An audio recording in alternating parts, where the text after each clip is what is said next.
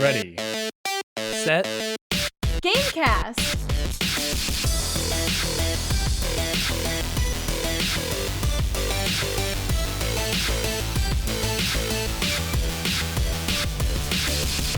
Welcome to Ready, Set, Gamecast, the bi-weekly podcast about video games. And the first item on your left.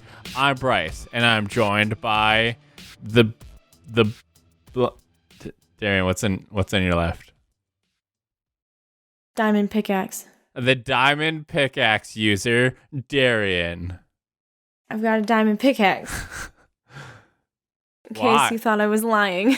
Why? Because I used to work at Hot Topic and I spent my entire paychecks on bullshit. I mean, you could do worse than diamond. I have a sword too. Were you like really into Minecraft? Yeah. Okay. I do Minecraft in spurts. I have a long history with Minecraft. And also the... Oh, yeah, that's my cue.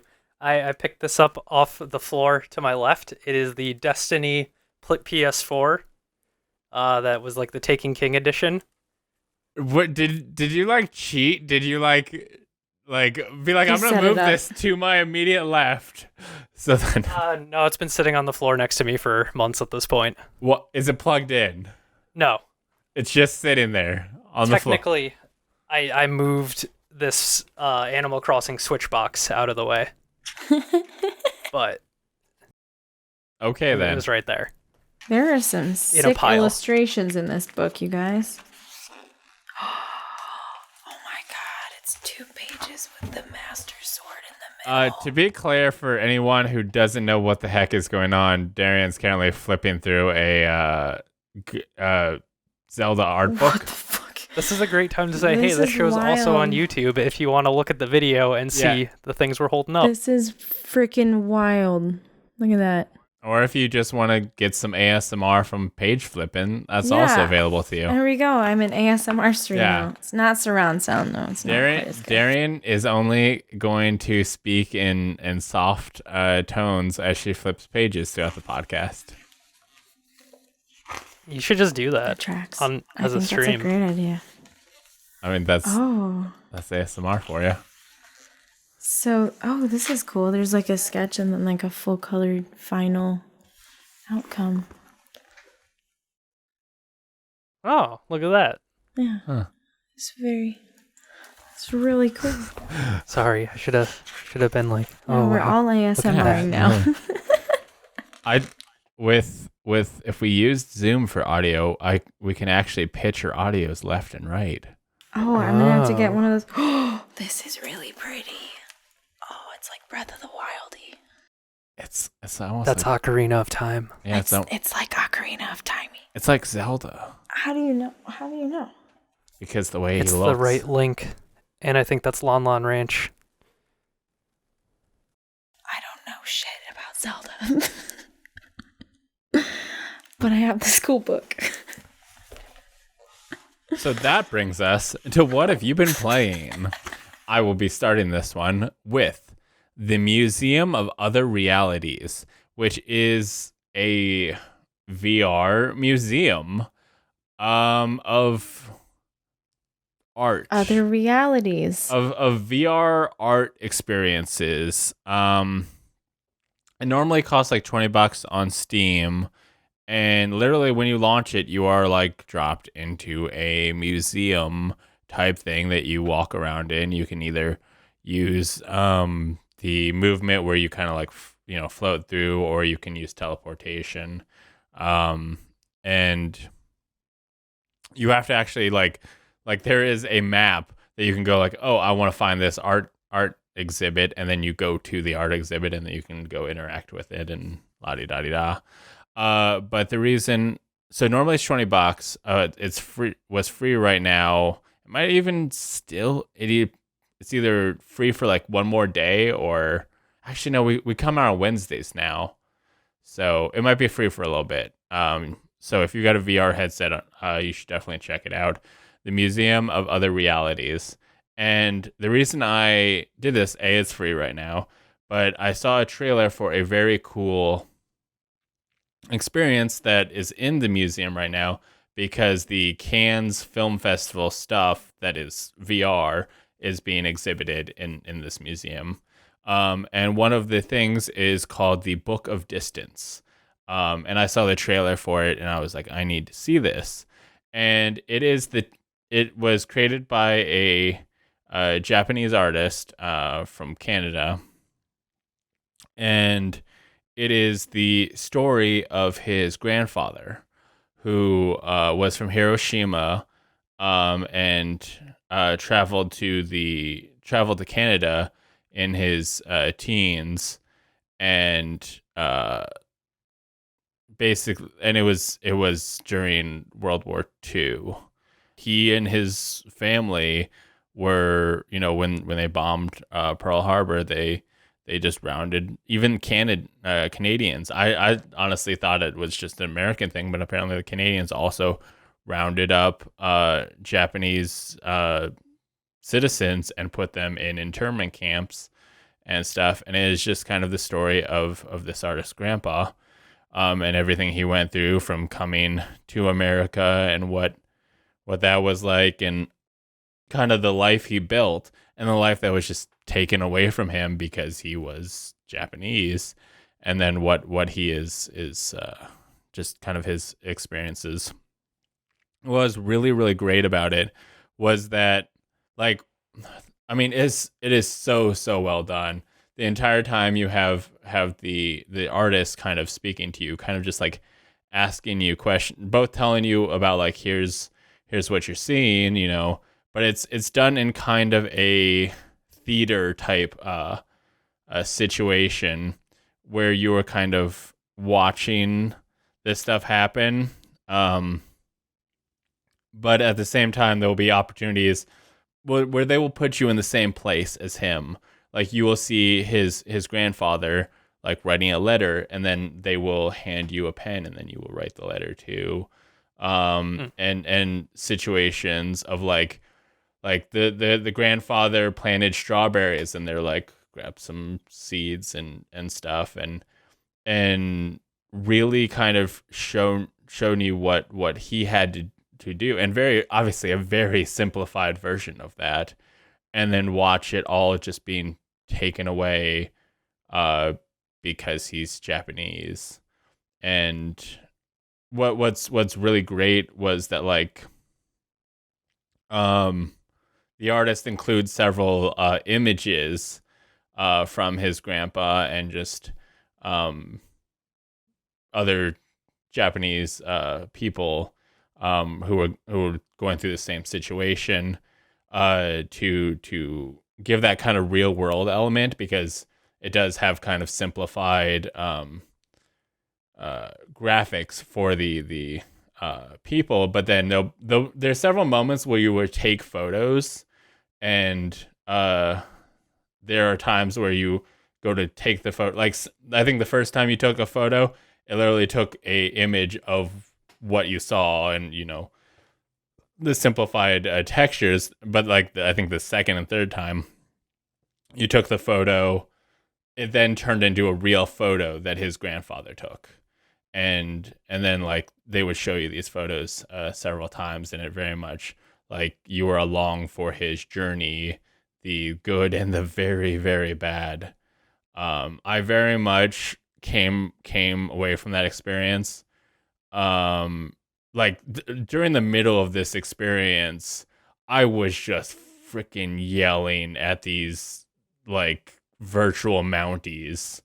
Because throughout the experience, the grandpa, like, they showed us these photos that his grandpa took, and they were also very good. I love them. Like, I took photography, and I'm like, these are dope ass photos.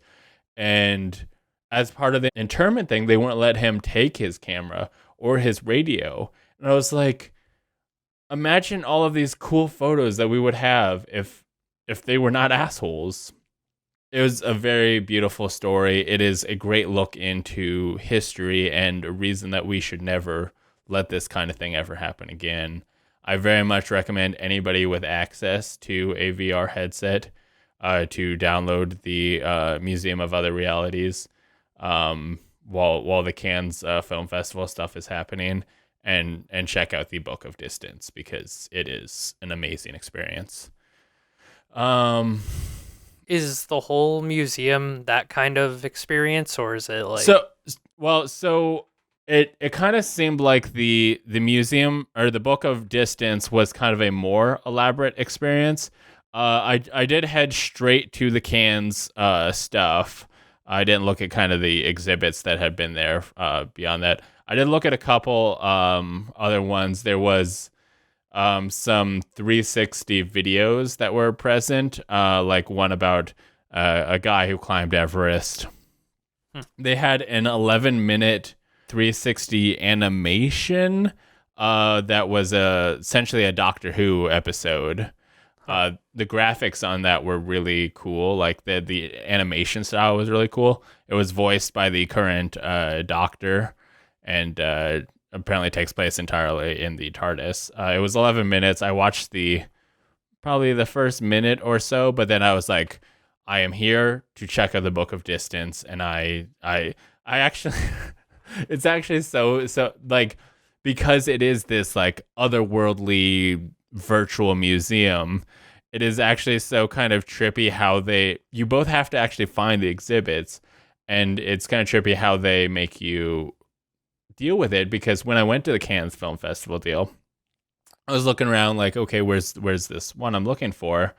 And I ended up going down the center thing where there was this kind of big tube. And then I realized that like, oh, I can walk up the side of the tube. And then suddenly I realized that I was upside down from where I currently was, but then I could exit the hallway, and it turns out that there was exhibits there. That like essentially there were exhibits on the ceiling that you then had to like go onto the ceiling to access. So there was more stuff there, and so I looked through those stuff, and I was like, oh, this is kind of interesting. But I was like, okay, I need to get back right side up and find the one I was looking for. I did jump out after I finished watching the Book of Distance, but I might have to look at some of the other ones, because I think there was 4 or 5 that were recommended to me. This Book of Distance being the top one, and I very much would recommend it too. What's great about VR that I don't think people like talk enough about is you have the fact that you're like there everywhere you look is the experience, but also the fact that like you're kind of more hands-on when you are going to throw something. Literally the thing starts with you throwing horseshoes, and like there's a horseshoe on the table and he says throw it, and so you just grab it and throw it. And I don't think you quite get that same experience if you are playing on flat screen, where you'd be clicking with your mouse and dragging your mouse and something. It's not the same experience as actually doing something. In VR, you kind of have that more, like you're actually moving your hands, you're actually doing the thing. So I think that is a great thing about VR, that this experience definitely used in great ways. Like there was several times that like I very much kind of felt like they put me in his shoes in a lot of really interesting ways,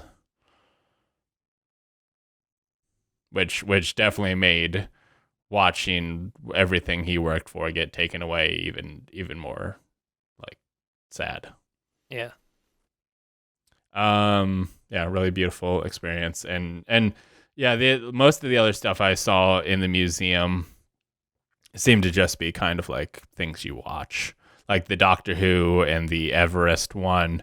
Like if you moved outside of the cone, basically like you touched this light, they're like, touch this light to start this experience, and then you touch the light and a cone filled your vision.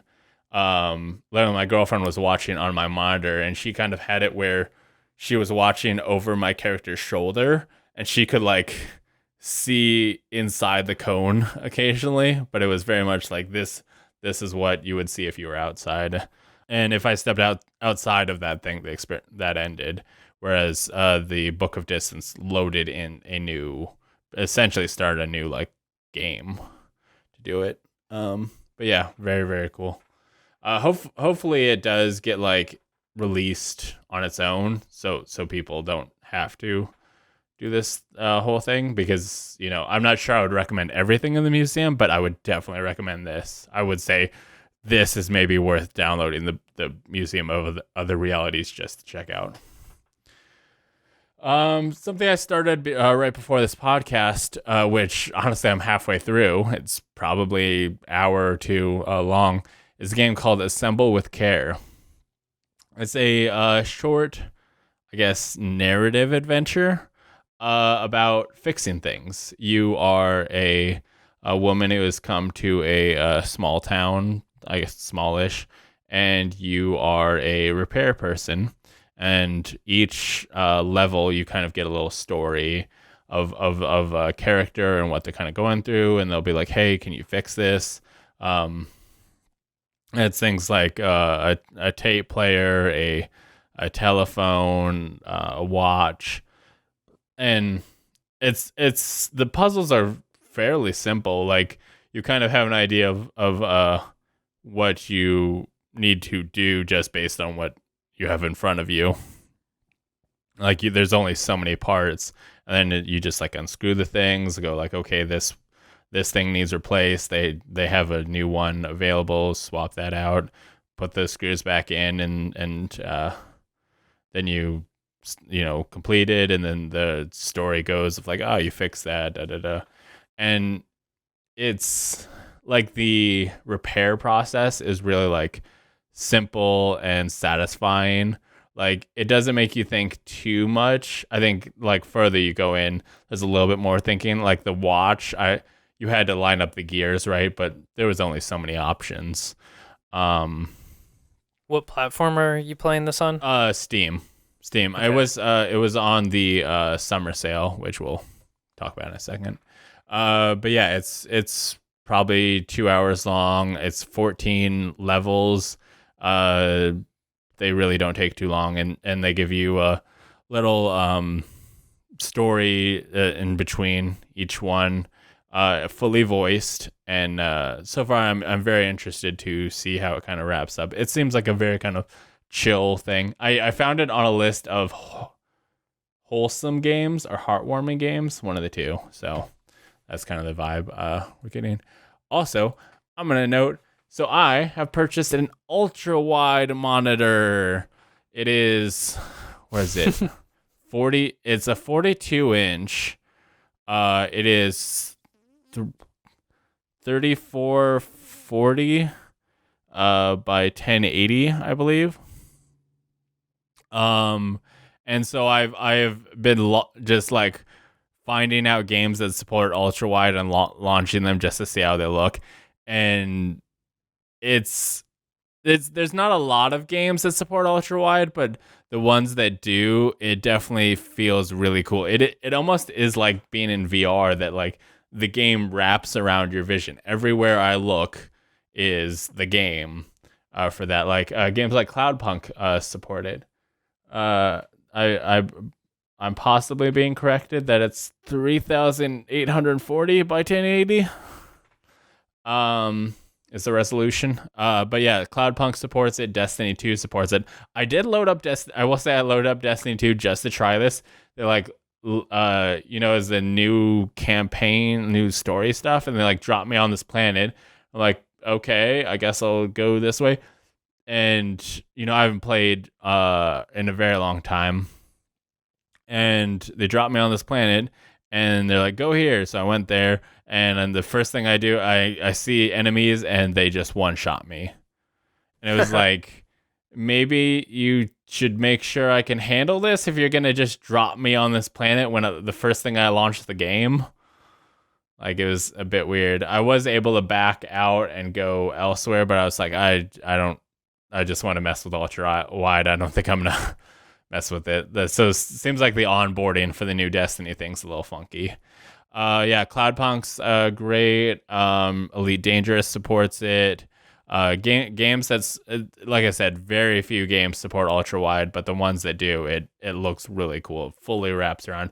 Also, I will say something that's really cool is me and my girlfriend have been playing Divinity Original Sin 2.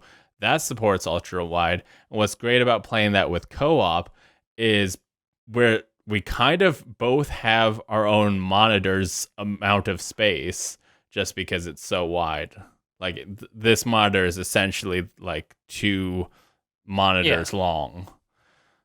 So it works really. There's times that ultra wide looks just works so well. So yeah, I've got that, and it's a cool thing. I wonder how hard that is to support. If it's just like another aspect ratio, or if it's like, something more intensive. I mean, you definitely, I think, have to have planned for it. I mean, there's things like you have to have the UI set up correctly Right. for it. You're rendering out more space, and stuff. Yeah, I couldn't tell you exactly what, but I do think that is a thing that you have to think of when you are setting stuff up. I mean, there are games.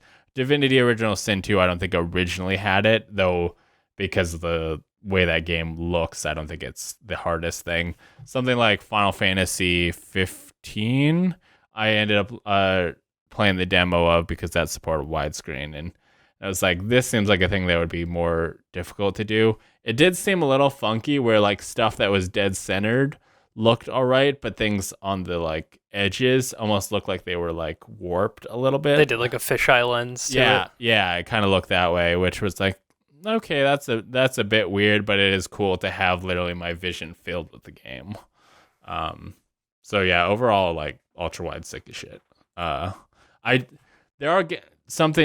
reason I actually got ultra wide was because of the control. And what's weird is that it seems control supports ultra wide, but not my resolution. So yeah, so things don't look right if I try and do it, and so That's a bummer. yeah, yeah. So that's sad. But yeah, that's some of the stuff I've been playing. Darian, tell me about what your whole thing is. Mine's not going to be nearly as long as Bryce's. I have further advanced the Final Fantasy VII Remake story, and I started playing Dead by Daylight regularly again. They're currently having a 4th year anniversary event. By the time this airs, let's see, in 2 days, you'll still have a chance to redeem, I think, all of the the 2 pieces of the first outfit, and then for like the next few days, if you log in every day, you can get a free piece of cosmetic stuff. Plus you've got special anniversary event items. You can find more information about that on their Twitter. There's a lot. Did they launch a new season with that in that game recently? Like new DLC? I don't know how the season, like ranked season kind of thing, like do they do that every once in a while? So it doesn't work the same way as it does in like most of other games of that kind. I think it's by quarter they have new seasons, and it's just like a soft reset. Like depending on your rank, you'll go back, but not all the way. Like you don't start at 0.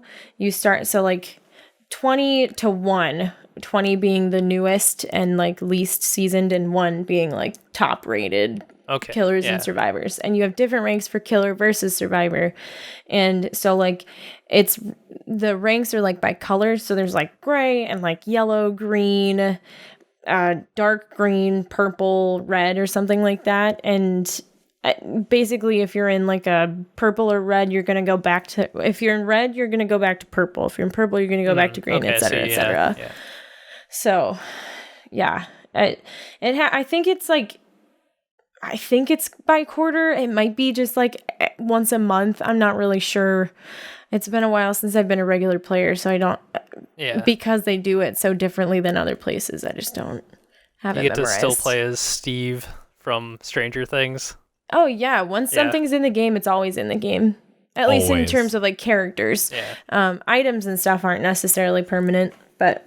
I wonder if they got paid. Like, did the actors get like likeness rights for that, or no? I'm not sure, but I do know that they didn't record any of the lines for it. Yeah, they had sound I bet alikes. they don't. I bet the character's likeness is not the actor. You know, like Yeah. the actor doesn't own the character's likeness, even Yeah, though it's they're the like- actor's Right. likeness. They're like, Well, I do know that the actress that played Nancy, she was pretty excited about it. She got like a pillow with her in-game model on it, like a life-size like body pillow. she was pretty hype about it.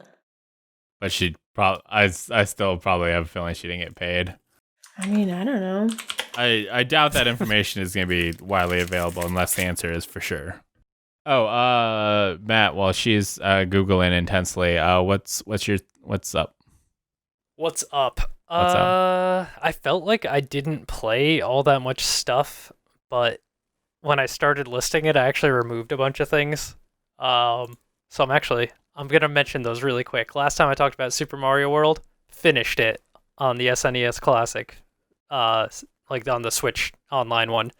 So now I don't have 100% completion, but I've got all the levels and all the secret levels, and played through all of it. So I'm pretty happy with that.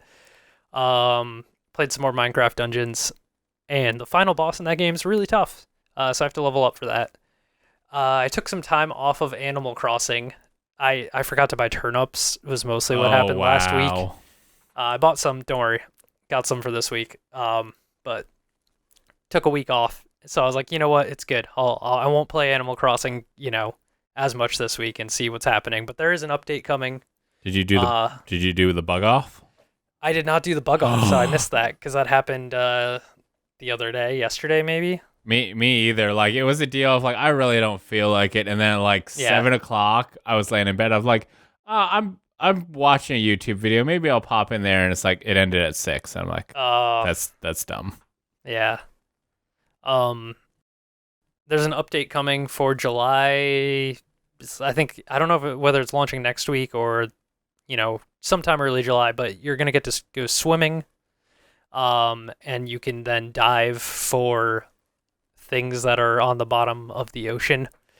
And there's a new visiting, I don't know whether to call them like islanders or villagers, just a new visiting character, Pascal, I believe is his name.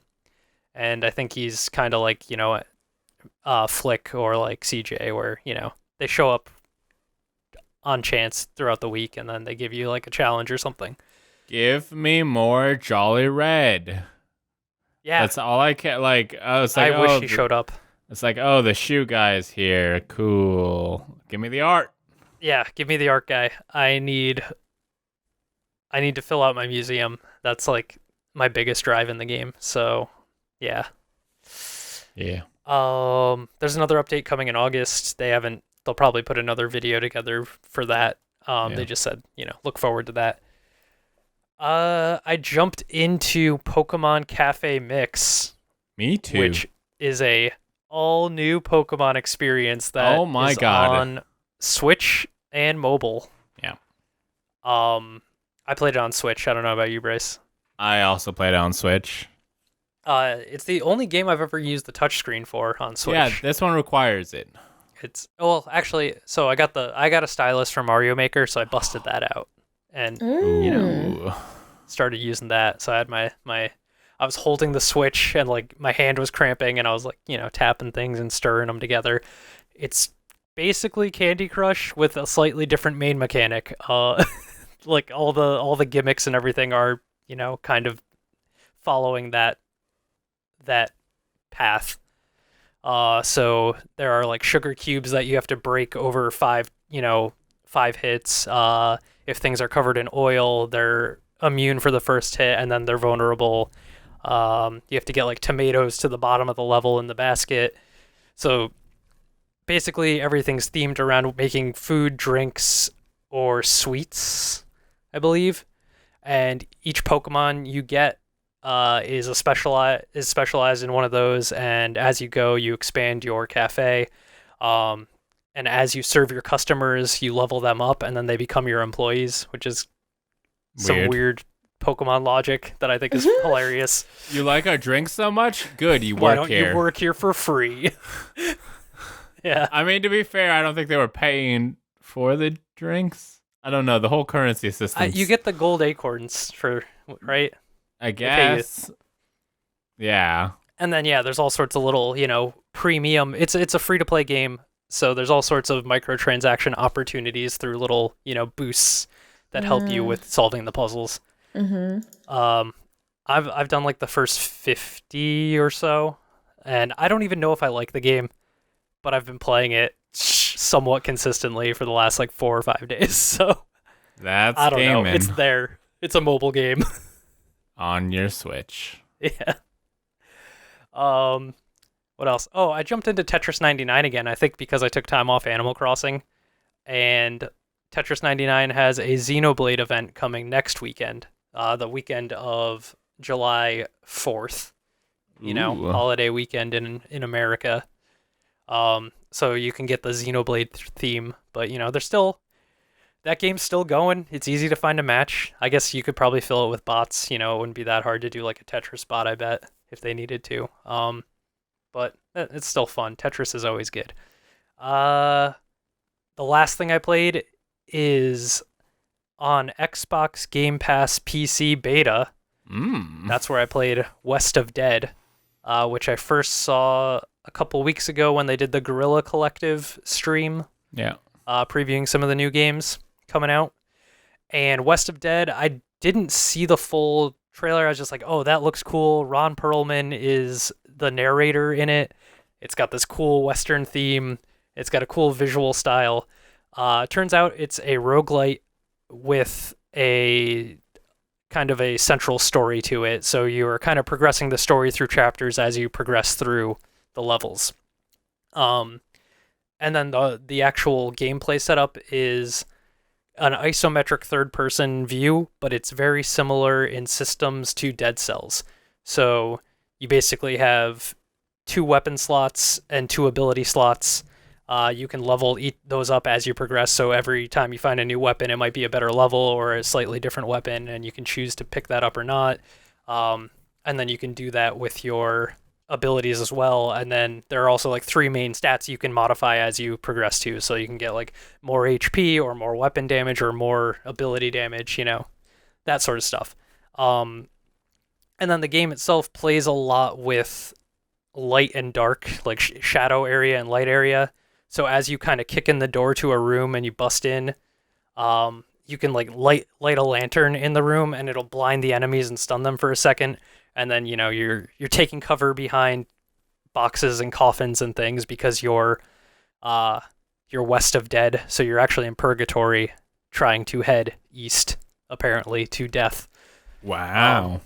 But it's pretty cool because it's got this twangy Western soundtrack, and then every time you clear a room, it's like, bow, bow, and then the music stops, and then you like run around, then you enter the next one, it's like, bow, bow, bow, bow. Matt is going to be doing the new soundtrack, or the new intro song for Race at Gamecast. Yeah. It's just going to be mouth noises brought to you by Matt. Bow, bow, bow. That's how it You'll starts, have to right? layer multiple tracks all over each other so you can get just a lot. We could make one of those videos where there's like, it's me in a slightly different room every time. Why would you be in a different room? I don't know. You ever seen those videos where it's like the same person playing all the instruments? It's like always a slightly different camera angle. It's like, why are they, Yep. Why are they doing that? Because they got a bass guitar now. Yeah. Well, this brings us to the exciting music that I have for you because it's news.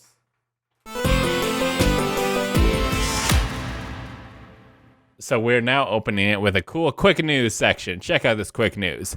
Hey guys, the Steam Summer Sale has started and it's going till July 9th. So check that out.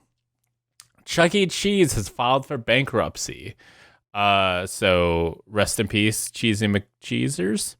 It doesn't mean that it's gone. Yeah, it just They means haven't said that, anything about store closures yet, just that they're filed. So yeah, it just means that they're going through some tough shit. The World Ends With You is getting an anime project, which I'm excited for because I got that game on Switch because there's a tie-in to that in Kingdom Hearts, and I didn't enjoy playing it on Switch, so I'll watch the anime. Was there a date on that? No, they're announcing more information July 3rd. Because you know what else is getting an anime project? what? You? Cyberpunk 2077. Oh, yeah. And it's launching in 2022. Yeah. That's a thing of it's like did you just now decide to do that? Because it seems Right. like it would have been better to launch it before the game, but Yeah. whatever. Also, the new Smash Bros. Character has been announced. It's Min Min from ARMS. So this is your quick news. But Matt's gonna slow it down and something like that. You're gonna do it slower. Oh. Do do do do do do do do do. Yeah. Okay, can you tell me about EA Play 2020, hosted by Greg Miller? Yeah, I watched Greg Miller in a vibrant shirt. And he showed us some golden letters that spelled EA Play. Great code, EA. Yeah, EA Play Live. EA Play EA Live. Play Live. The code was EA Play Live. Yeah, the sad thing is, like, it would have been a bigger deal if you just told us the URL. That was the harder thing to figure out. As soon as EA came up, I was like, it's gonna be EA Play Live. I think that's okay. Yeah, so they ran through some news. I feel like they didn't. Overall, my feeling after it was like, it's too bad Star Wars Squadrons leaked earlier in the week, because that seemed like their only announcement. Yeah. But yeah, Apex. I think Apex one's a pretty big one. But okay, we'll start with Apex. Apex is coming to Switch. Maybe I'll actually try it out. I tried Fortnite when it came to Switch. To be clear, like, that's not the really exciting part. Oh. Like the Switch, it's interesting, I guess. Like the versions you're getting on Switch aren't going to be as good. Like the same with Overwatch and stuff. Like they can make it work there, but it's not the best way to play those games. But no matter where you're playing, you can play together. It's gonna have crossplay. That's right. Yep. PlayStation, Xbox, Steam, Origin, and Switch crossplay. And so that was actually a big theme throughout the EA stuff, is they are putting their catalog on Steam, which they took it off a bunch of years ago when they launched Origin. Yeah. But I think they're getting ready to launch their Origin subscription on Steam or something like that. Yeah, I believe so. So they're putting all their games back on Steam now. Yeah. Um, Which I prefer, because I was not a fan of having to download a separate program just to play EA games.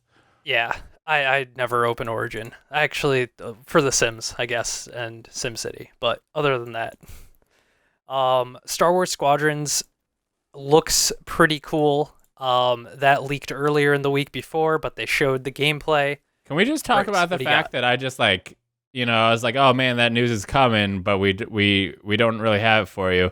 Oh, I already, like, in Star Wars Squadrons, I already told you it's got VR support, because I saw that talked about on Twitter. It wasn't officially out, so we got that. We did get just some basic more information about what exactly it is, but it seems just based on the picture, people kind of had an idea of, like, it's a Star Wars flying game. Yeah, it's a Star Wars flying game. I was expecting more of a Rogue Squadron feel to it, but it's actually mostly in the cockpit. It looks like it's entirely first person. What's the difference between that and Rogue Squadron? The Rogue Squadron games were like, they were third person. I don't even remember if you could switch the view. But it was primarily a story-driven campaign game, which this one seems like it will have that. Yeah. You're playing both the Rebel and Empire sides throughout, and you'll create a custom character for both of those and go back and forth. This seems to be in the final days of the Empire, like after the Battle of Endor, after the Death Star. We literally see the in the trailer, the Empire talks about, let's get revenge, which seems to be like revenge for killing the Emperor. So it seems that, like, the rebellion, this is kind of like the final days of the Empire. The rebellion are trying to wipe out the Empire. The Empire are I guess just breathing their last breaths and stuff. So it's I don't think that this will be cool to see something covering that time period. We don't see enough of like it's never been covered in movies or TV shows or anything of that. Like it's almost like the time between the what is it, episode 6? Yep. It's almost the time between episode 6 and The Mandalorian is where this game would take place. Yeah, so like in the immediate aftermath of Return of the Jedi, like, hey, the war's over, but it's not over kind of thing. Also, people are thinking that Hera from Star Wars Rebels is in it.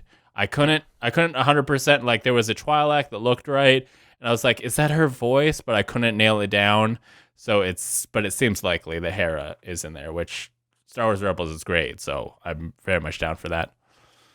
I think the multiplayer they announced was a little lackluster. I think people were I was hoping for a more Battlefront scale space battle, basically. I mean, they have that. And they sort of have that, but it seems like it might be limited. I don't know. They described squads of 5, but they didn't explicitly say 5v5 for that mode, or if they said it was like maybe your squad of 5 is like Battlefield, where there's 5 other squads on your team. No, it seems to be based on the description on the website. I mean, they just say 5v5, and I think that's across everything. But then they have several modes, some of which seem to just be a straight up dogfight where it's just 5 rebels versus 5 Empire things. That's all that's there. But they have bigger modes where you both have capital ships and you are trying to attack the other capital ship, defend your capital ship. Yeah. And so then you'd have that one seems to be something closer to Battlefront, where you kind of have these NPC ships in play that are attacking and stuff. And I was hoping it was closer to like 20 versus 20 or something like that, where you are in a larger scale battle that way. I'm fine. Like, maybe they can do that as a short time mode or something, but I'm fine with it being smaller because I don't want to be there for freaking all day just to do a round. I'm excited though for mostly the campaign and that. I think I think it'll be pretty cool, and like I think for VR that's probably going to be awesome with a cockpit view, and like everything's in the cockpit, like all your UI is your instruments that are in your ship. Yeah, it does have VR support, which we talked about last time. It should also be noticed that they have said they have HOTAS support, which I've been tempted to get a HOTAS for Elite Dangerous, and now this might be the time to do it, which, oh god, like, I started doing some research on HOTASs, and that's a whole freaking thing of, like, there's apparently, like, a really good one that, like, costs, I don't know, like $500. It's based on a like the sticks in an actual aircraft, an actual jet, and like I don't like that style to it. Like, it looks too military.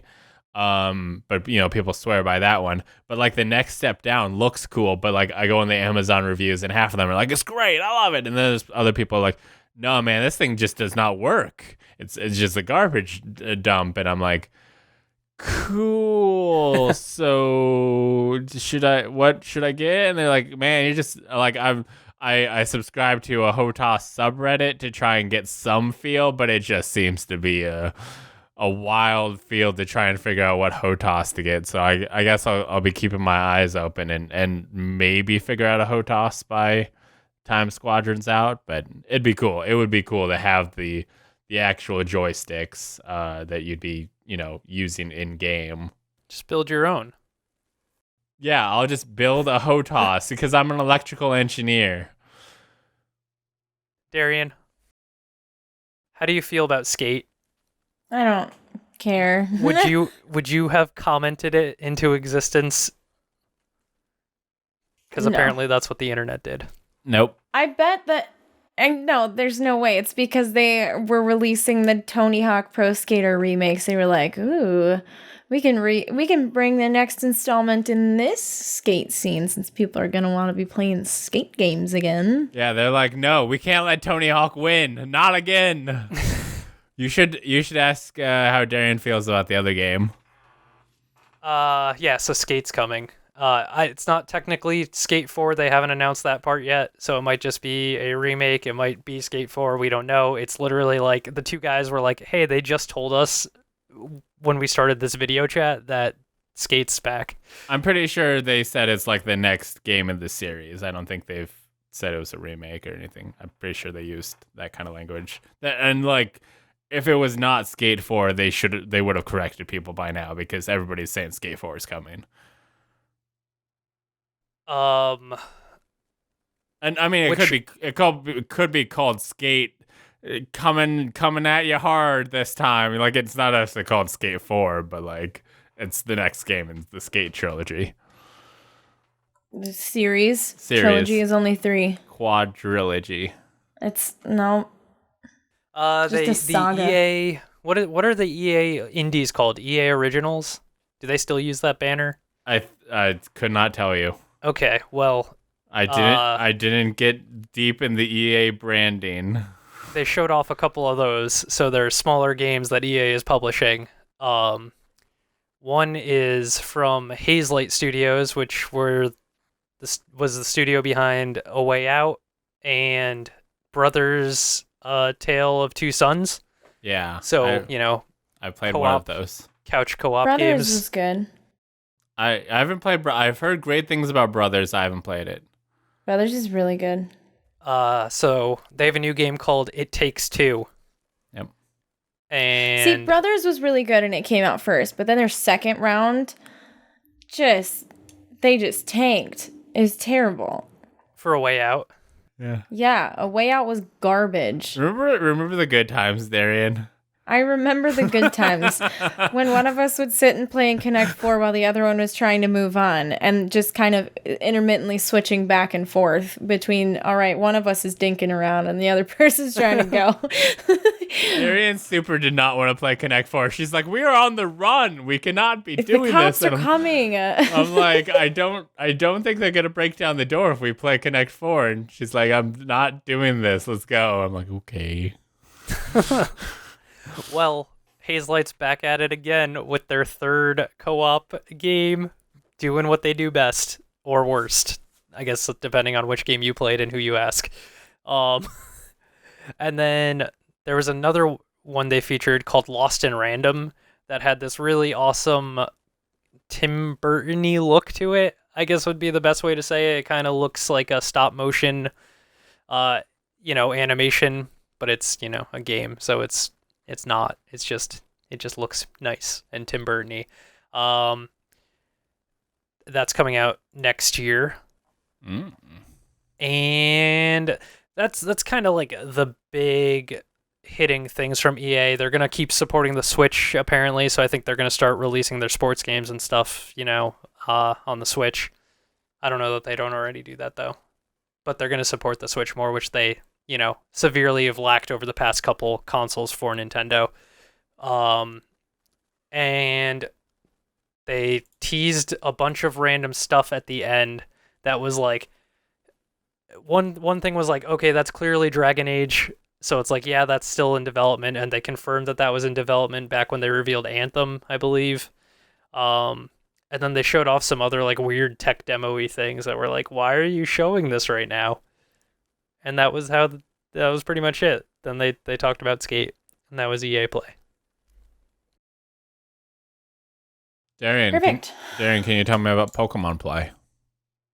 No. Okay. I don't know what Pokemon Play is.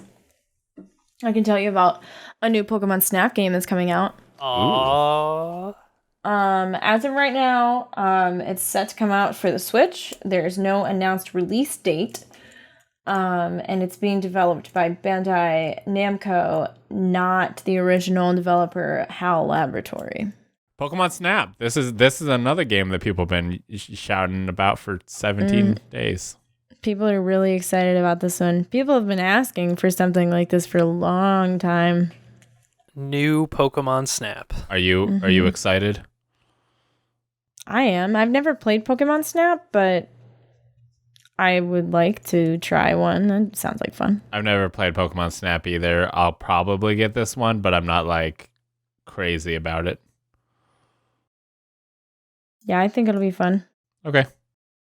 I could go get the cartridge. Yeah, I think I actually have a cartridge of it. I just have never played it. Boot it up. I don't have a way to hook up my 64 right now. Give me the Hey You Pikachu. What? Hey You Pikachu is a N64 game that came with a microphone and you talk to Pikachu. Oh, cute. Okay, the next Pokemon game is called Pokemon Smile, and it's an app that... Raise your hand if you have played it. Really? It's an app that you use... Wow. It's an app that you use to, it's meant to help teach younger kids, like, good dental hygiene, brush your teeth, and it promotes you to brush your teeth well. Yeah, I mean, I think it's more, okay, so I've played it. I played it twice. I make my girlfriend hold my smartphone up for me while I brush my teeth. Here's my hot review. So the tracking isn't great. There are quite a few times where they're like, we can't see your toothbrush, or you need to brush harder. I'm like, I'm brushing as hard as I can. You're not supposed to brush super hard. I mean, they're saying brush faster, I guess not harder, but you kind of are like, I don't know how else to show this to you. So the tracking isn't great, probably because they're meant for like smaller for kids. Yeah. So I've seen some people have better luck with it. It seems like your ability to catch the Pokemon at the end is based on like how well you brushed. So like you're essentially trying to clean up the Pokemon that are in your mouth and brush them clean, and if you can get all the grime off them, then when you throw the Pokeball you'll catch them. Do they look dirty and gross when you they're super, like they're so like dark and stuff that you can't really like tell what they are. Yeah, it's currently it's out on smartphones right now. You can go play it right now. But something I will say that's really great about it is that the entire time you're playing, it is showing you like a picture of a mouth and going like brush here, like, and I don't think I have brushed my teeth that well ever, because it's a thing of like they're like brush, everybody's like brush for 2 minutes or whatever, but it's you're just like, okay, I'm just scrubbing my mouth that are all around for 2 minutes, but like this kind of had me work areas that I'm like, I'm not sure I've ever worked this stuff that well, because it's like do all the fronts, then do all the backs, do all the bottoms, and I was like, this is a very good, thorough clean that I am very impressed with Pokemon Smile having me do. The tracking's not great, but I think this is a great app to encourage people of all ages to brush their teeth. My criticisms are, yes, the tracking, and also the fact of like in the video they show them having the phone on a little stand while the kid does it, and I'm like, I don't have that stand. How am I? Like, I see a lot of people like holding their phone with one hand while they're brushing with the other, and I'm like, that seems like it's not going to work great. So that's why I make my girlfriend do it. So yeah, but overall, high marks to Pokemon. It's a free app, so there's no reason not to check it out. It's completely free too, like no microtransactions or anything. Yeah, there's nothing. It's seems like a deal of like the Pokemon company was like, hey, we want to encourage people to brush their teeth better. Let's just work on this thing, and they did, and now it's out. Just do it. Yeah, what do you think the chances are that the Pokemon company are the ones to make like the real Jurassic Park? They're like, we've figured out the technology. We're gonna make Pokemon real, and we're gonna put them in this park. I don't. Yes. I don't. I feel like it's super likely. I don't see them doing it. I see someone who's obsessed with Pokemon doing it. Like they seem like too chill and happy to like look into that stuff. But honestly, like I find it interesting That's that what like you think. The Pokemon company seems like they've kind of trying to like make the world better. I mean, obviously, that they themselves weren't responsible for Pokemon Go, but that has a very active element to it, and they very much touted like, hey, look at how much people walked because of this. They got Pokemon Smile out here to encourage brushing your teeth good. They're coming out with Pokemon Sleep to encourage you to sleep well. They've got all this stuff to just like make you better, and it's like interesting. Yeah, Mm-hmm. Pokemon Jurassic Park. It's gonna happen. Now, if only I'm here for that. now if only they could come out with a game that would make the whole world just come together. Well, I don't think this is going to be that game because MOBAs are inherently toxic, but they are releasing a MOBA. Called It's called Pokemon Unite. It's a traditional like Bryce is so proud of that segue. 5-on-5 traditional looking MOBA. It's going to be on the Switch and mobile. People are going to run around on a symmetrical map. And you're going to go around and try to catch Pokemon, and you're going to take out your enemies by You're gonna using your catch Pokemon's Pokemon? moves. Yeah, in Yep. the wild or in the jungle You're areas. tasked with catching Pokemon, which you do by standing on certain capture points, huh? which I assume is going to be like jungle camps. Like you're just going to go to different points that are in the like in between lanes and stuff. And Yeah, it kind of looked like it was like map control.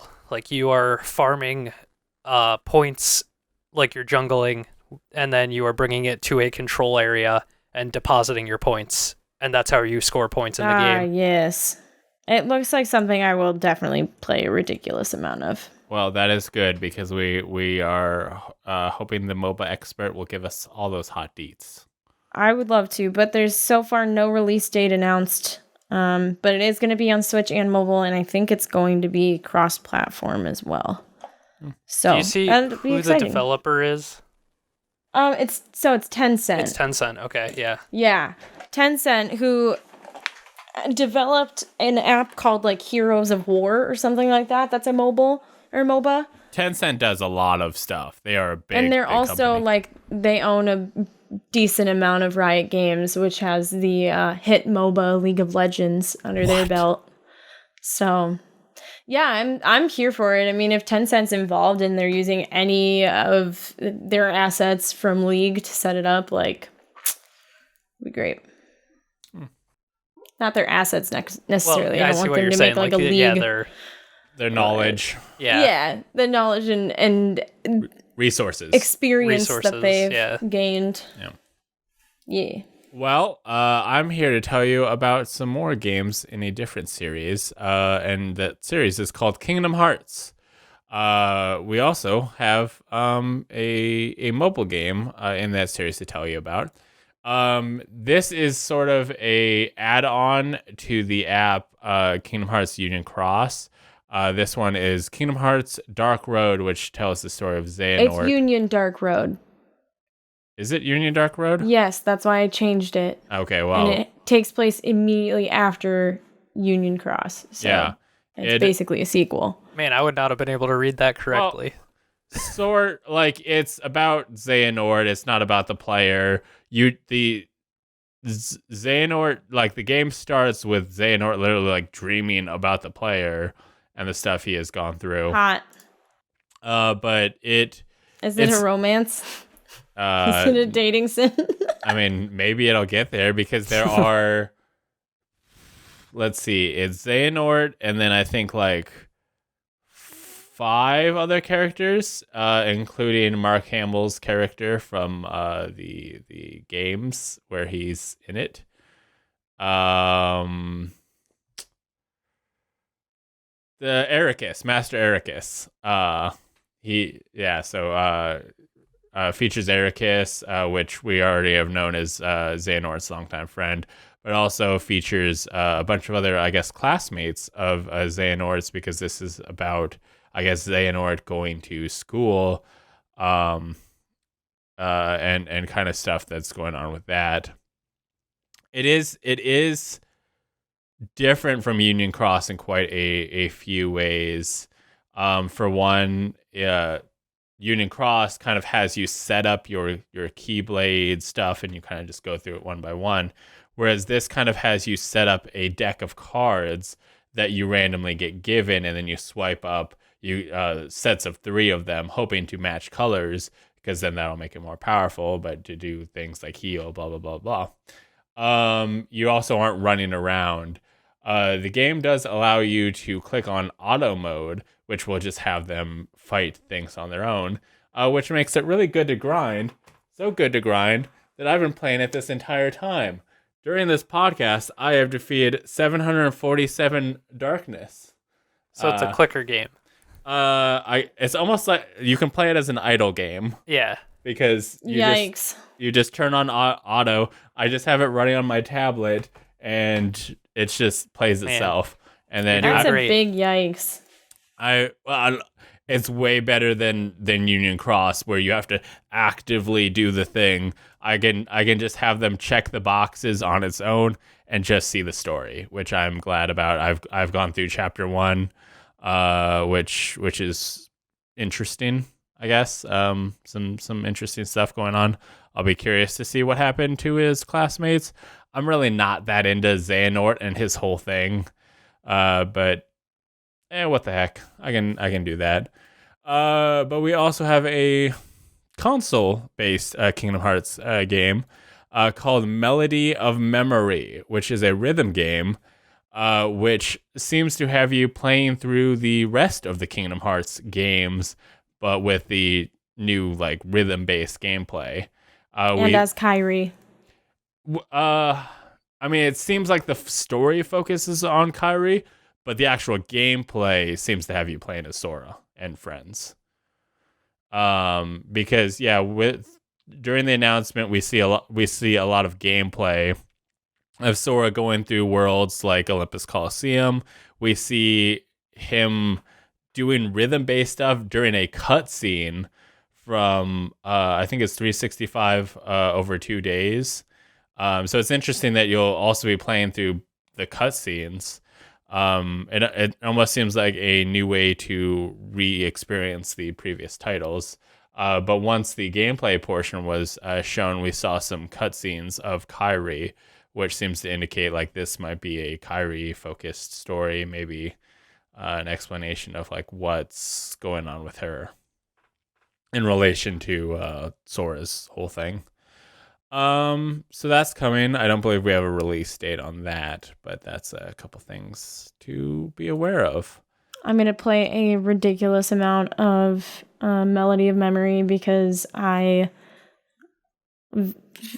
fairly love rhythm games. I've put more than 50 hours into my Miku Hatsune Project Diva X game. I did. It is notable that I think it does offer a 2-player versus mode too. So there's some interesting stuff going to be going on with that. Some interesting stuff has been going on with Microsoft and the Mixer platform. Mixer is no more as of late next month. As of 30 days from several days ago. Yep. Mixer is dead. Rest in peace, Mixer. Long live Mixer.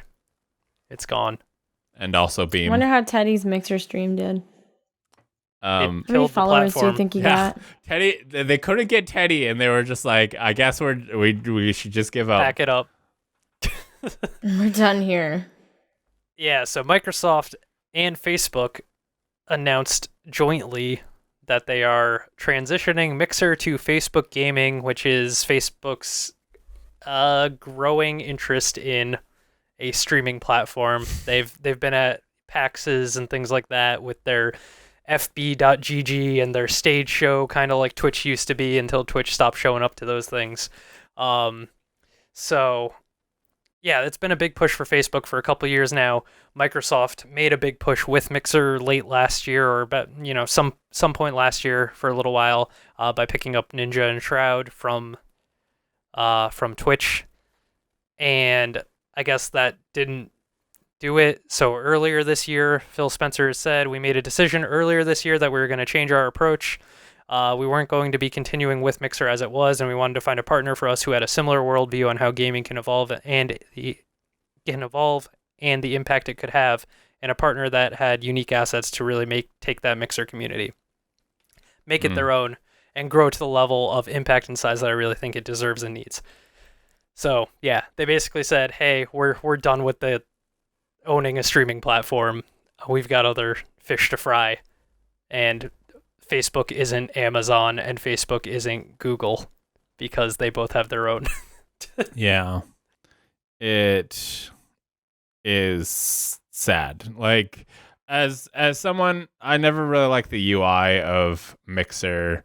So I never really considered jumping over there. But it was a thing of like, I was really happy to see how it pushed Twitch. Yeah, absolutely. And honestly, like, Facebook sucks, and I don't know who would continue or follow. Like, they're like, oh, anybody with a Mixer thing will now have a thing at Facebook, and it's like, I don't know a streamer who would take that. Like, most of them are either going like, well, I guess I'm going back to Twitch, or just going like, what do I even do? Like, there's some smaller options that they could go to. I know Caffeine exists. It's very, very small. I recently found out Tencent has a streaming platform. Me too, about 20 minutes ago when we talked about it. I'd have to look up the name, because I actually just claimed the Last Geek name on there when I found out about it. I was like, well, I guess if this ever becomes a thing, I'll have it. But it basically like makes it so Twitch is really the only game in town, and I mean, YouTube is still huge, and like, you don't think of YouTube first as a streaming platform, but it is very viable as that. But yeah, this is kind of like the number 3 and 4 streaming platforms merging together, to, I guess, compete with Twitch and YouTube. I always thought, like, I know you were saying you didn't like the UI of Mixer, but like you just mentioned, I think a lot of the feature set Mixer had was actually a leg up on Twitch, and really forced their hand to make some changes, which were long overdue. Like, Twitch was very stagnant for a long time, and then this last year they started rolling out all sorts of newer features that Mixer had been doing, basically, and so it made them better. So that's kind of unfortunate, especially if something like Facebook, that's such a tough sell, and I think it's probably a generational thing, right? It's probably not, it doesn't matter how good the Facebook platform would be, Facebook as Facebook is a tainted product in the minds of a lot of people. The only one who's going live on Facebook are people in their like 40s selling clothes or stuff. Like, I would not be surprised if Facebook gaming shuts down not long after this. I think if they're making a push, I don't know. Honestly, we'll see how much they're willing to spend. Yeah. I do not see who would want to watch video games on Facebook. I mean, I don't know. Like, it's Facebook. I mean, there video is a community. There is plenty of people have Facebook accounts, but like the people who actively use Facebook are not the kind of people who would actively watch things like a Twitch stream. Like, well, not like, I mean, I use a Facebook. I don't know the last time I posted to Facebook that was just me like saying stuff.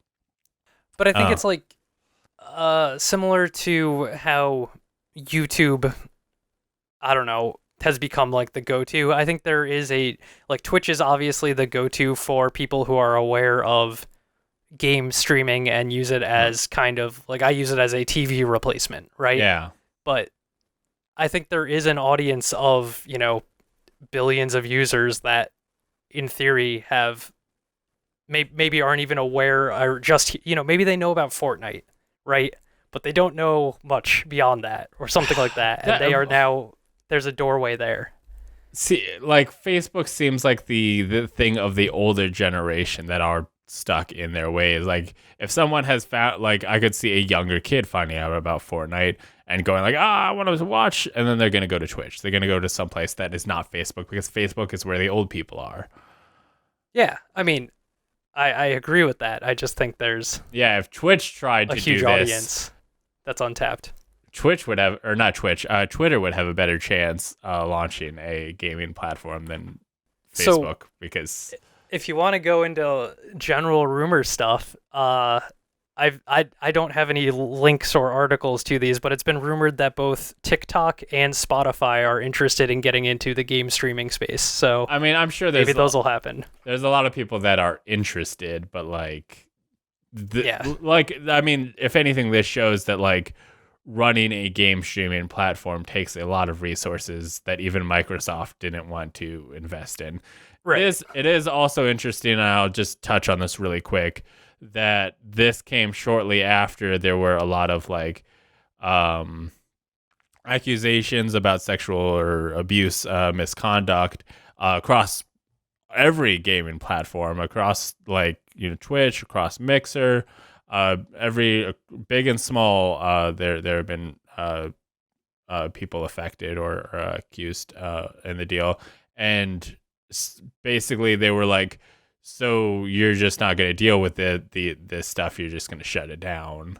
And they were like, well, we were planning for this for a while, but it did look real bad. There was no way that decision impacted the transition to Facebook. There's no way the timing of that was like, it might not have been the thing of like, hey, we're deciding to go to Facebook because of this, but it might have been a deal of like, they might have planning to shut it down later, and they were just like, they gave it 30 days, like that's, I feel like, an appropriate amount of time to well, like. But it's also the deal of, it seemed like people just found out. It was like partnered people just were like, oh, by the way, it's done. I thought they made like an official blog announcement on the Mixer. Yeah, for everybody. Everybody found out it was being shut down at the same time. Like if you watch Mixer streams, the day that the deal was, it was just people like crying of going like, what do I do now? Because I mean, so many people have built their communities, are partnered on Mixer, and they're like, what do I like? It seems like there's a pathway though to Twitch, and there is a pathway for them to go straight to Facebook with that. So many people, there are Mixer streamers that I know that are just like, I'm not going to Facebook. Are you no. But I do hear that Twitch is planning to, or has been partnering Mixer partners. So that's at least nice on their part. And one other part of this story is that Facebook is basically signing on to work with Microsoft's xCloud game instant streaming, gaming service, which is kind of their competitor to Google Stadia or something along those lines. So as a gaming platform for, Xbox, the Xbox app, or like the Xbox Game Pass system, I feel like that ties in really nicely too within, the user base of Facebook. Like that becomes the go-to. So, well, that's probably why. Oh, this brings us to the Patreon producer shout out. Hey, Aaron C. and Dragons Lucas, thank you for supporting the show and all of the things we make with your monthly contribution. I forgot to say it last time, so I'm going to say it like 7 times right now. Aaron C., Dragons Lucas, you're amazing. Did you know that every time you wake up, I think about you, Aaron C. and Dragons Lucas, and how much you help support this great content? Dragons Lucas, you're a great dude. Aaron C., you're a great, different person. You're also a great dude. Nailed it. Dude is a gender neutral term. I have heard both ways. I've been yelled at for being calling people of female people dudes, and I've been told that it's fine. So thank you to Aaron C. and Dragons Lucas for helping support the show for $5 a month by going to patreon.com/lastgeek and supporting the show like you could if you wanted me to say your name like I did, Aaron C. and Dragons Lucas. Thank you. How else could you support the show? Just figured I'd throw that out and see what happened. By sending us questions and comments.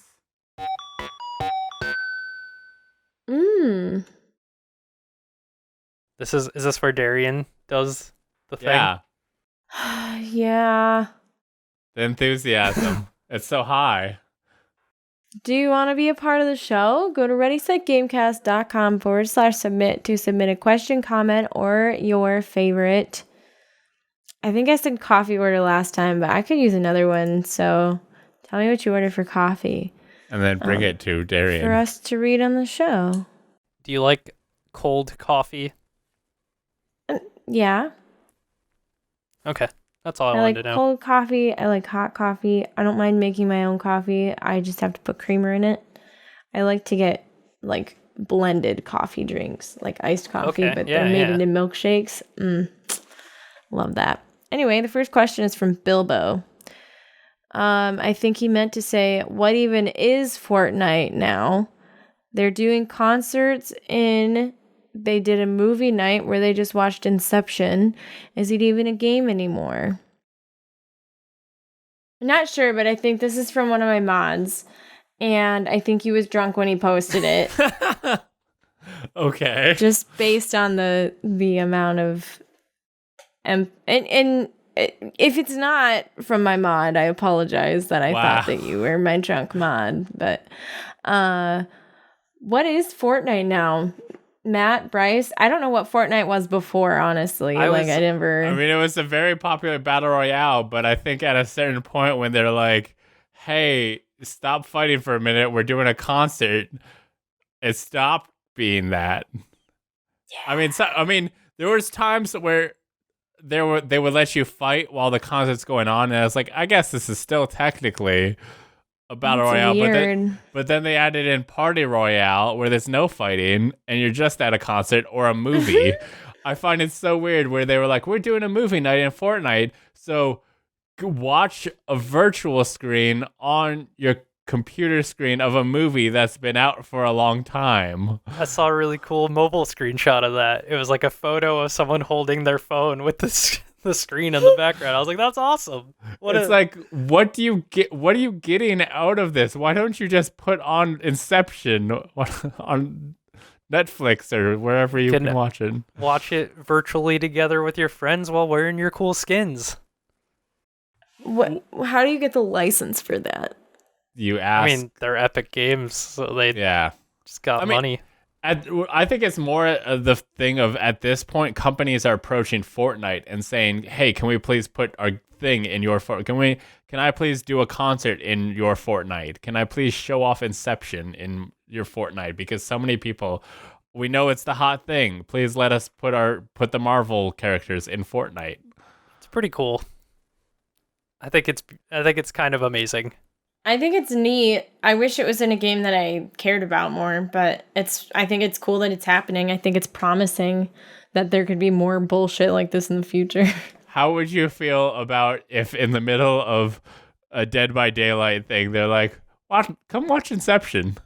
Just stop it for a minute. You know what? That'd be fitting because Inception is a horror movie. Is it? And if I was playing... Isn't it? No, it's a thriller. Oh my god, I was thinking of Insidious this whole time. I didn't think about it.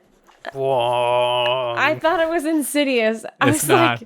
My brain was reading it as Insidious. Okay, never mind. Not quite as fitting. It depends though. Like, are they gonna like do like something really cool on one of their homemade maps and just make it like a theater area? Like, you know what? I think it'd be really cool. In Dead by Daylight, if they did something like that, like they could put party poppers and they could give you like point values for like setting up the movie or whatever. Like, I think they could do a lot of really cool and weird stuff like with that. Mechanically into the game. Yeah. It just feels like at this point, it's not, the focus isn't about it being a game so much. Like, I disagree.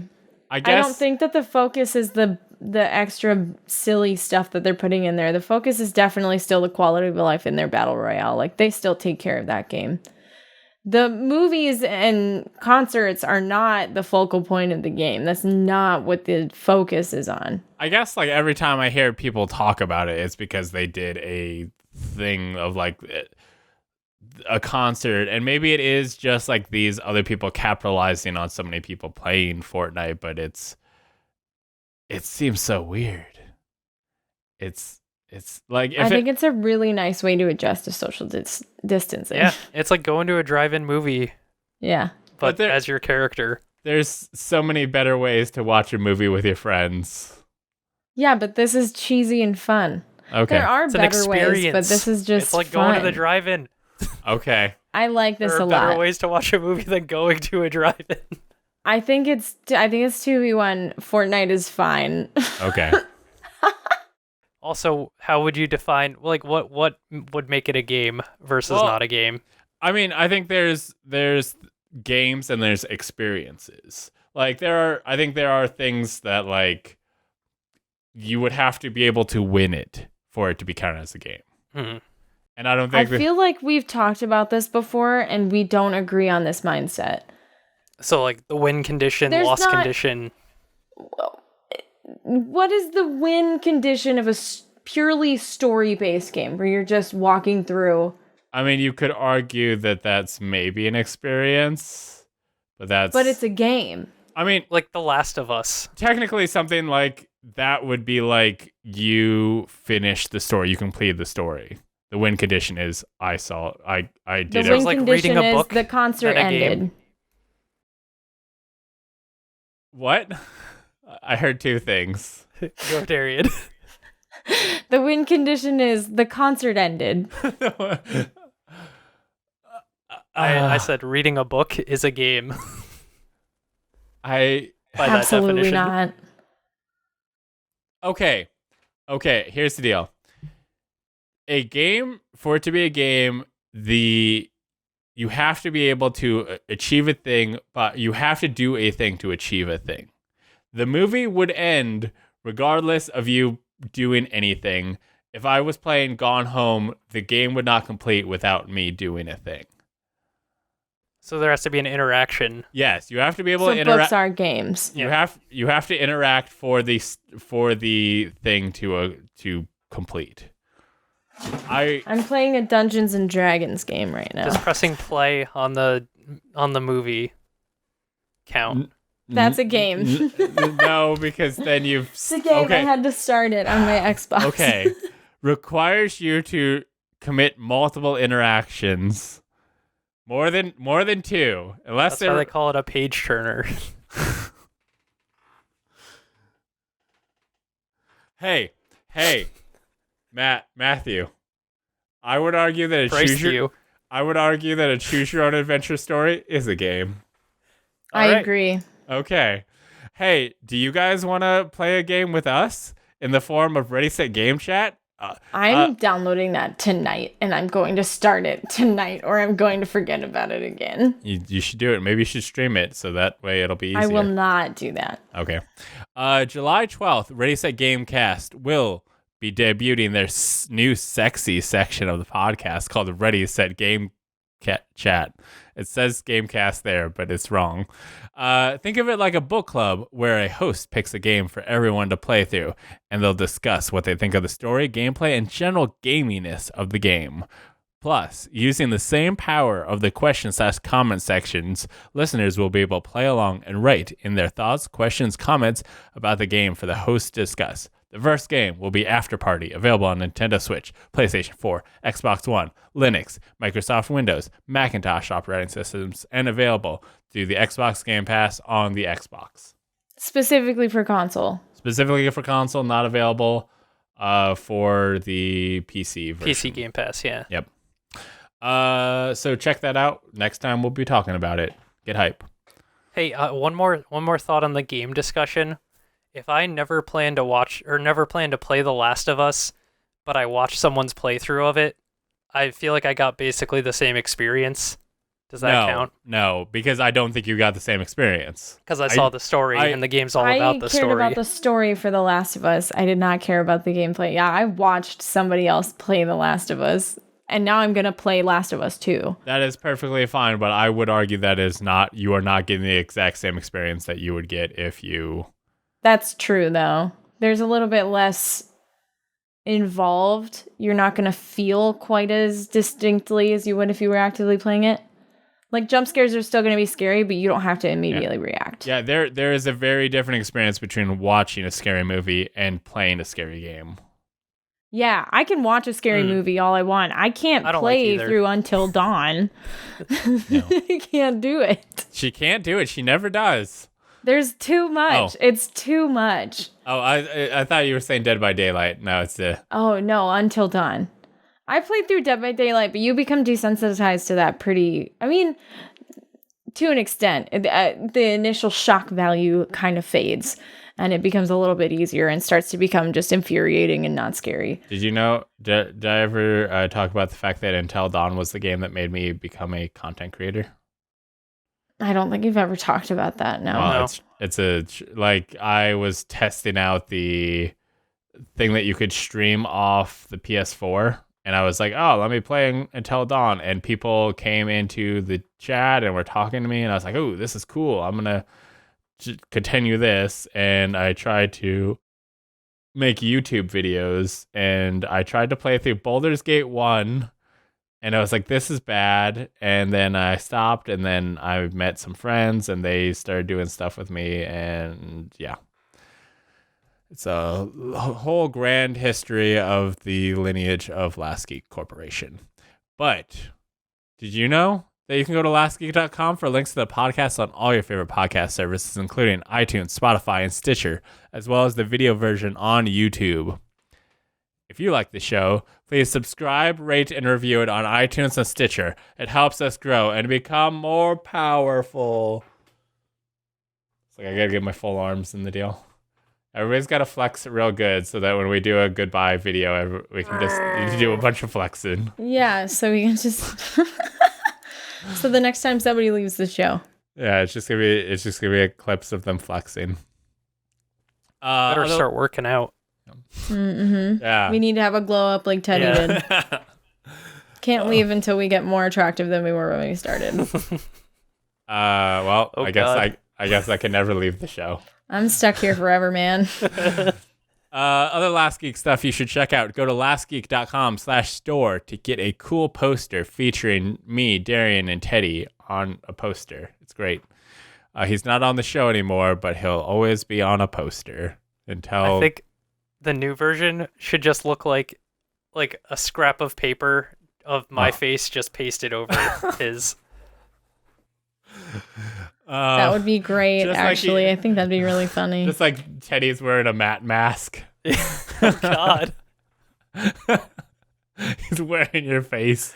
Oh, that sounds bad now. I liked it before when it was like a joke. Like somebody edited this picture, but Bryce made it bad. Yep. Bryce made it scary. I made it dark.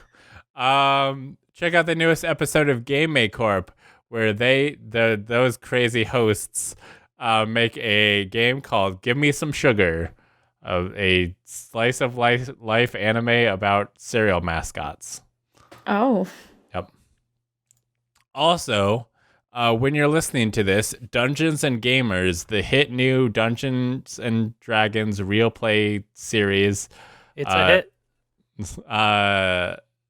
Starring myself, Matt, Beckers, Teddy, and our video editor, Aaron, and our cool DM, Katie Quixotic, is up on YouTube, and hopefully will be on podcast services everywhere. It's currently up on Spotify and is up for review on the other places. So hopefully by the time this is out, it will be available. You can follow the Twitter account at Dungeons Gamers to get all the cool updates about what's going on with that. If you leave a nice comment on the YouTube videos, I'll like it. I go through and like them if I see nice comments. He'll like it, and maybe he'll comment And on subscribe. your comment on it and say that this is a great comment. I've never commented back, but I've liked. Maybe I'll start commenting back. Dang. Well, and if they're not able to hear from you on YouTube, where could people hear from you, Matt? Oh, on Twitter and Twitch at Dilbert Pickled. Darian. I am on Twitch and Twitter and Instagram as Dexterity, DEXTERIDEE. And you can follow me at lastgeek.com because it's a website. You can follow me on Twitter at lastgeek. You can follow me at Twitch at lastgeekplays. You can follow me at Mixer at lastgeek. No, you can't. I bet you can still follow people. It's still there for now. Wouldn't it be funny if they just turned off people's follow and sub buttons? No more. That would be interesting. I want to get 1 million followers on Mixer before they shut down. Oh, yikes. Good luck. Thanks. I hope you do it. That'd Just be bought neat. it. That would be Like, what would, yeah. That would be expensive. 1 million bots? Oh, yeah. On a streaming service. YouTube.com/lastgeek is where you'll be able to see cool videos like this one, like Dungeons and Gamers. It's real good. Guys, please check it out. We spent a lot of time on it. There's cool effects. We did spend a lot of time on our one shot. It was supposed to be like, hey guys, this one afternoon we're just gonna play the thing, and then it was like, oh, it's been 3 hours and we haven't even started the adventure. It's like Yikes. almost 4 parts. It's 3 parts. It is 3 parts long. Oh, my. It was a one-shot campaign. But our editor cut out all the like us figuring out how to play Dungeons and Dragons stuff. So the pacing is actually pretty good. Like a lot of stuff happens. We introduce our characters. We do a lot of stuff. We fight over if we should or should not destroy water. So check that out. I very much recommend the YouTube video because then you can see what our characters look like because we have cool pictures. That sounds fun. But that is all for what we have for you today. Don't forget to play Afterparty if you want to and send in your information at readysetgamecast.com/submit. And we will see you again in 2 weeks. Goodbye. Goodbye. Thank you, Aaron C. and Dragons Lucas.